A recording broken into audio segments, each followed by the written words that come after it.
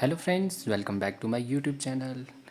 सो friends, आज हम पढ़ने जा रहे हैं क्वांटम मैकेनिक्स का एक बहुत ही इम्पोर्टेंट टॉपिक जिसका नाम है श्रोडिंगर पिक्चर। इसे श्रोडिंगर रिप्रेजेंटेशन भी कहते हैं।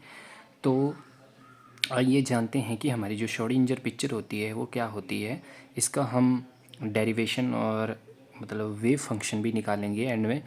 तो आइए देखते हैं।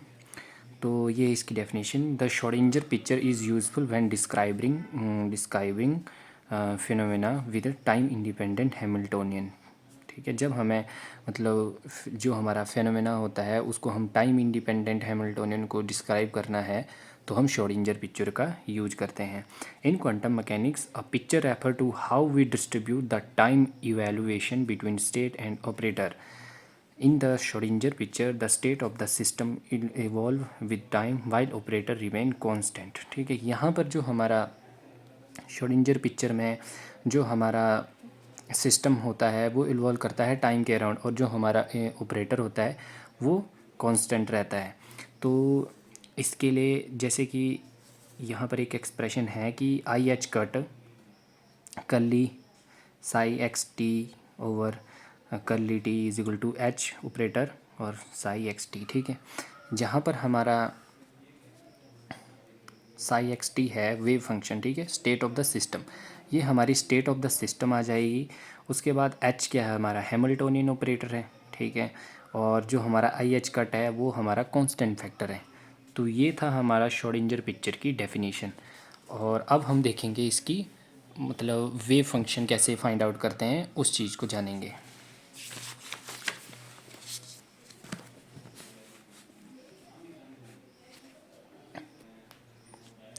In Schrodinger picture, the operator does not depend on time, where state vector depend on time। Means कि जो हमारा ऑपरेटर होगा, ठीक है, वो क्या करेगा, वो टाइम के ऊपर डिपेंड नहीं होगा। मीन्स कि वो कांस्टेंट होगा। ये हमारा एच ऑपरेटर है, ये कांस्टेंट रहेगा, और जो हमारा साई है वो टाइम के ऊपर डिपेंडेंट होगा।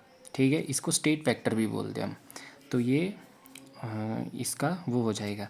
तो here psi is a state vector, H is a operator and square matrix. ठीक है, उसके बाद हम यहाँ से हमारा जो है वेव फंक्शन की डेरिवेशन शुरू हो जाएगी कि जो हमारा आई H cut psi curly psi over curly T is equal to E Y equal to H psi. ठीक है, ये उसके बाद हम देखते हैं कि we know that the eigenvalues equation for the time evaluation system is given by.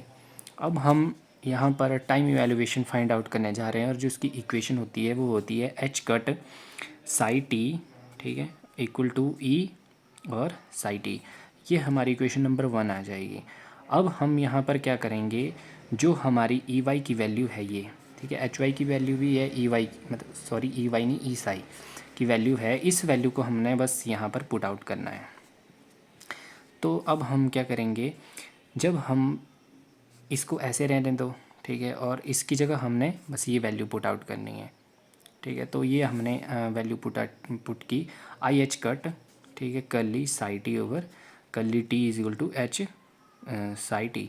यहाँ पर मैंने जो ये वाली टर्म थी, इस टर्म को मैं दूसरी जगह लेके आया हूँ।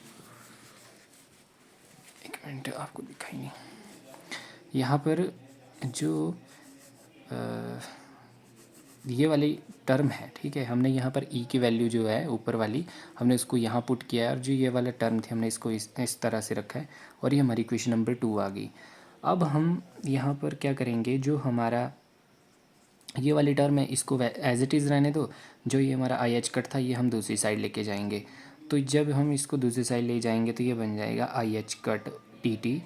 ठीक है, और इसको हम कैसे लिख सकते हैं, जब हमारा मतलब यहाँ से आई हम ऊपर लेके गए, ठीक है, तो ये माइनस का हो जाएगा, और minus minus I H cut I H over I H cut D T. ये हमारी इक्वेशन नंबर 3 आ गई।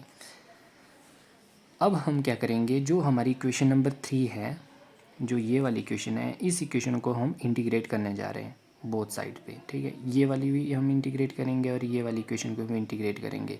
तो जब हम इसको इंटीग्रेट करेंगे तो इसकी जो इंटीग्रेशन हो जाएगी वो हो जाएगी log psi T is equal to minus I H over I H H cut और टी प्लस लॉग सी ये हमारी इक्वेशन नंबर 4 आ जाएगी।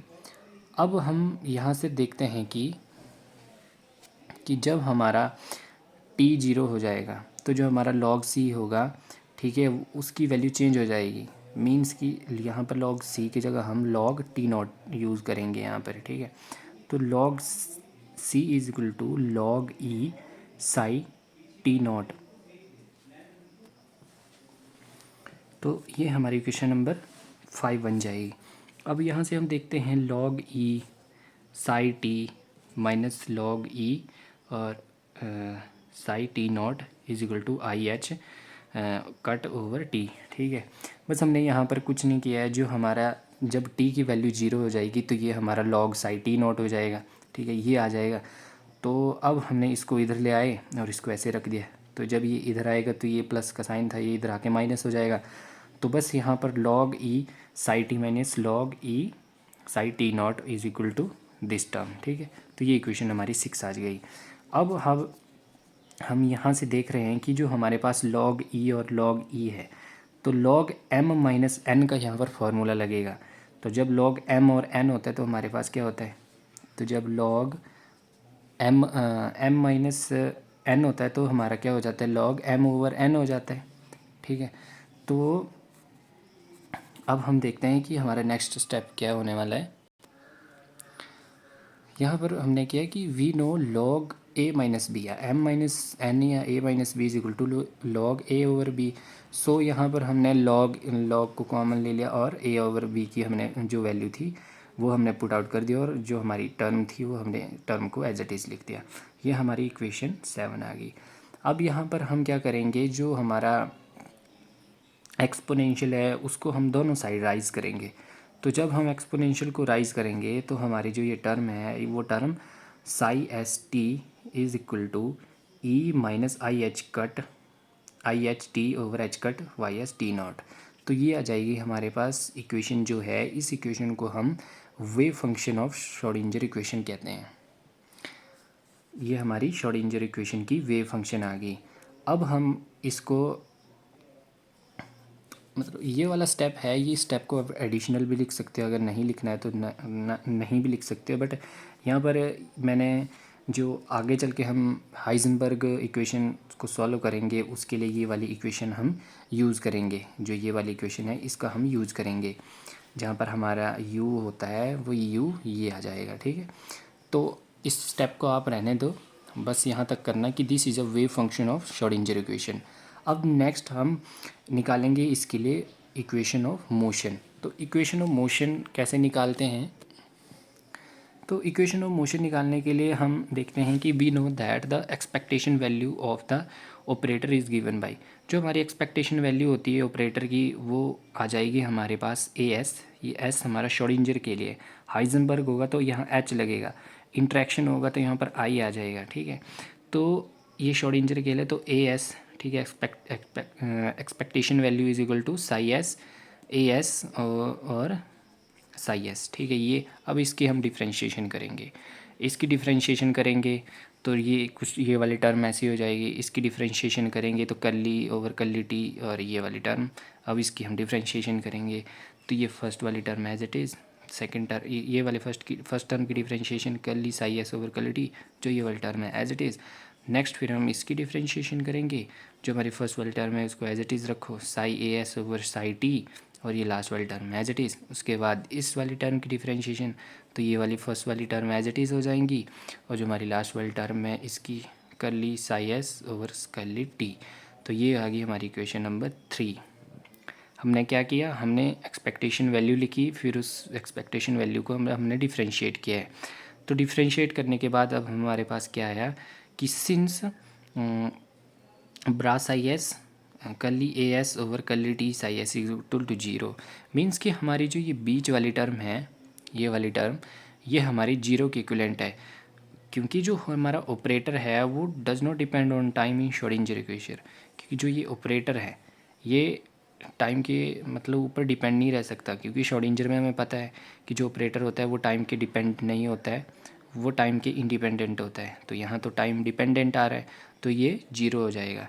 अब नेक्स्ट स्टेप में हम देखते हैं कि अब हम देखते हैं कि जो हमारी इक्वेशन 3 है, क्योंकि बीच वाला फैक्टर तो हमारा 0 हो गया। अब वो 0 होने के बाद जो हमारे पास बची हुई टर्म है, उन बची हुई टर्म को हमने लिख दिया और इस इक्वेशन को नाम दे दिया इक्वेशन नंबर 4। अब हम क्या करेंगे, जो हमारी इक्वेशन नंबर 4 है उसको हमने मल्टीप्लाई करना है both side by I H cut. ठीक है, अब हम आई एच कट से दोनों साइड मल्टीप्लाई करेंगे, इसको भी आई एच कट से मल्टीप्लाई करना है, इसको भी आई एच कट से मल्टीप्लाई करना है और इसको भी आई एच कट से मल्टीप्लाई करना है। तो जब मल्टीप्लाई करेंगे तो ये टर्म ऐसी हो जाएगी, ये वाली टर्म ऐसी हो जाएगी। ठीक है, उसके बाद अब हमें पता है कि we know that H S, ठीक है, जो हमारा एच एस और कैट साई एस, ठीक है, ये हमारा होता है आई H cut psi curly Sai S, ठीक है, कैट ओवर साई टी। यहाँ पर ध्यान देना, बस यहाँ पर आप पज़ल हो सकते हो, बाकी कोई पज़ल होने वाला यहाँ पर कोई वो नहीं है। ठीक है, बस यहाँ ध्यान देना आप। ये हमारी क्वेश्चन नंबर 6 आ जाएगी। हमारा जो एच एस कैट वाला है, ठीक है, ये कैट वाला है, ये हमारा इस हिसाब से हो जाएगा। अब हम जब ब्रा लेंगे, taking bra vector of equation 6, इस इक्वेशन को हम जब ब्रा वेक्टर लेंगे तो ये इक्वेशन उल्टी हो जाएगी, क्योंकि ब्रा तो ये होता है हमारा, ठीक है, ऑपोजिट में। इस साइड को कैट हो जाएगा, इस साइड को ब्रा हो जाएगा। अब हमने यहाँ पर ब्रा वेक्टर ले लिया तो ये भी ऑपोजिट हो जाएगा। तो psi S H S is equal to, ये हमारा माइनस हो जाएगा क्योंकि उल्टा हो जाएगा। तो आई एच कट ये वाली टर्म ऐसी, और बस ये जो हमारे पास ये कैट था तो ये ब्रा बन जाएगा और ये हमारी इक्वेशन नंबर 7 आ जाएगी। ठीक है, इसके ऊपर ध्यान रख दो। उसके बाद putting equation 7 and 6 in equation 5, बस हमने कुछ नहीं किया यहाँ पर। एक हमने, क्योंकि हमें यहाँ पर देखना है कि हमें इसकी वैल्यू बनानी है, ठीक है, इसकी वैल्यू बनानी है और एक इसकी वैल्यू बनानी है। इसीलिए हमने क्या किया कि हमने यहाँ पर कैट और ब्रा वाला कंसेप्ट इसके अंदर यूज़ किया। तो उसके बाद जब हमारी इक्वेशन 7 आ जाएगी तो इक्वेशन 7 और 6 को हमने इक्वेशन नंबर 5 में पुट करना है, ये वाली इक्वेशन में। अब इक्वेशन नंबर 5 में पुट करने के बाद अब हम देखते हैं कि जो हमारी ये वाली टर्म है तो एज इट इज़। उसके बाद जो हमारे पास ऊपर इक्वेशन नंबर हमारे पास कौन सी थी, इक्वेशन नंबर 7, ठीक है। 7 वाली इक्वेशन को आप देखो कि जो हमारा माइनस आई एच कट, ठीक है, ये वाली टर्म है, बस इस टर्म की जगह हमने ये वाली टर्म डाल देनी है साई एस एच एस। तो बस कुछ नहीं किया हमने, जो हमारी फर्स्ट वाली टर्म थी उसको हमने एज इट इज़ रखा, बीच में हमने एच एस ए एस, ठीक है, और साई एस ये वाली लास्ट वाली टर्म थी। देखो ना आप, ये जो हमारे पास इक्वेशन नंबर 5 है, बस इसकी जगह हमने क्या किया है, साई एस पुट किया है हमने, ठीक है, ये वाला सॉरी ये वाला साई एस पुट किया और एच एस, फिर ए एस तो हमारे पास था ही था, तो बस ए एस लिख दिया हमने यहाँ पर, ठीक है, ये ए एस लिख दिया और ये वाला लास्ट वाली टर्म ऐसे थी तो ये वाला लास्ट वाली टर्म ऐसे लिख दी। सिमिलरली यहाँ पर ये फर्स्ट वाली टर्म तो हमारे पास एज इट इज़, सेकंड वाली टर्म भी एज इट इज़ रहेगी, फर्स्ट वाली term as it is, second वाली एज इट इज़, और जो हमारी थर्ड वाली है, अब देखो ना आपकी जो इसकी वैल्यू है हमारे पास कैट वाले, ये वाली वैल्यू है इक्वेशन नंबर 6 में जो वैल्यू है, इसकी वैल्यू ये है, तो बस ये वाली वैल्यू को यहाँ पुट आउट किया है हमने, सिंपल था। यहाँ से हमारे पास इक्वेशन नंबर 8 आ जाएगी। अब इक्वेशन नंबर 8 आने के बाद अब हम देखेंगे कि जो हमारे पास साई एस है, ठीक है, साई एस और ए एस, इसको हमने जो ये पॉजिटिव वाला था इसको हम आगे ले आएंगे, जो नेगेटिव वाला है इसको पीछे ले जाएंगे। तो ये वाली जो बीच वाली टर्म थी हमने इसको आगे ले आए, ए एस एच एस माइनस, ठीक है, एच एस ए एस, ठीक है, और इसको हम ये जो बीच वाला टर्म है इसको हम ऐसे भी लिख सकते हैं ए एस एच एस, ठीक है, क्योंकि हमें पता है कि जब हमारे पास A operator S H operator S minus H S operator A S operator होता है तो हमारे पास ए एस एच एस बन जाता है, ठीक है, ऑपरेटर। तो बस हमने ये जो फर्स्ट वाली टर्म थी उसको ऐसे लिख दिया, सेकंड वाली टर्म ये वाला एज इट इज़, इसकी जगह हमने ए एस एच एस लिख दिया, और जो हमारी लास्ट वाली टर्म थी उसकी जगह हमने ये लिख दिया, और ये हमारी क्वेश्चन नंबर 7 आ गई। अब यहाँ पर हम देखते हैं कि ए एस, जो हमारा ए एस ऑपरेटर है and H operator S will commute with each other and hints right hand side will be zero. जब ये दोनों कम्यूट करेंगे तो जो हमारी राइट हैंड साइड है, ठीक है, जब ये कम्यूट करेंगे तो ये जीरो हो जाएंगे, तो हमारी राइट हैंड साइड जीरो होगी। तो जीरो होने के बाद जो हमारी ये वाली टर्म थी ये आ गया हमारे पास इक्विवेलेंट टू जीरो। और यहाँ से हमें क्या रिजल्ट मिलता है कि this implies that A S operator is constant, hence equation 10 is known as the equation of motion. यही इक्वेशन 10 जो है यही हमारी इक्वेशन ऑफ मोशन है। ठीक है, आई होप आपको ये आर्टिकल समझ आ गया होगा कि हमने आर्टिकल को किस तरह ड्राइव किया है। बस कुछ नहीं, बीच वाला वो जो स्टेप था ये वाला स्टेप इक्वेशन ऑफ मोशन में याद रखना आपकी, भूलना मत इसको कि हमने एक बार कैट बनाना है एक बार ब्रा बनाना है और बस उसकी वैल्यू हमने इसमें पुट आउट करनी है। तो ये थी हमारी श्रोडिंगर इक्वेशन। आई होप आपको ये वीडियो अच्छी लगी होगी। अगर आपको वीडियो अच्छी लगती है तो वीडियो को लाइक एंड चैनल को सब्सक्राइब कर दीजिएगा। और अगर आपने इंटरेक्शन पिक्चर या हिजनबर्ग पिक्चर के बारे में भी पढ़ने हैं तो वो वीडियोस भी मैंने अपलोड किए हुए अपने चैनल पे, तो उनको भी आप देख सकते हैं। और मैंने स्टेप बाय स्टेप डेरिवेशन उनकी भी की हुई है।